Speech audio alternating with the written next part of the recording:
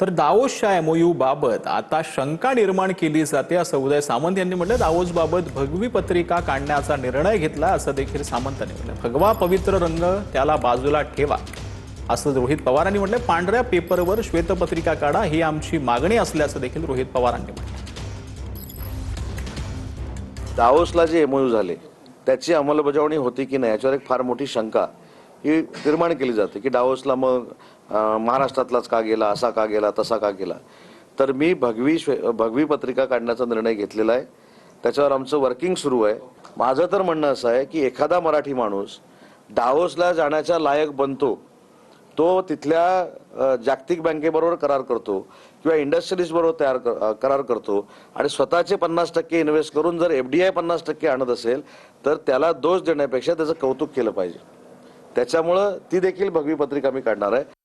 किती प्रोजेक्ट्स आले, किती प्रोजेक्ट्स आले नाही हे आम्ही सुद्धा सांगू शकतो। त्यामुळे भगवा हा पवित्र रंग असल्यामुळे बाजूला ठेवा।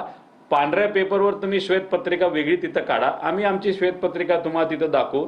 श्वेतपत्रिका कशाला, आम्ही तुम्हाला आरसा दाखवू आणि तुमची प्रेस कॉन्फरन्स आणि आमची प्रेस कॉन्फरन्स लागोपाठ जवळजवळ एकाच प्रेस कॉन्फरन्समध्ये घ्यायचं असेल, धाडच असेल तर घ्या, नसेल तर वेगळ्या वेगळ्या प्रेस कॉन्फरन्स घेऊ आणि समोरासमोर दूध का दूध आणि पाणी का पाणी त्या ठिकाणी आपण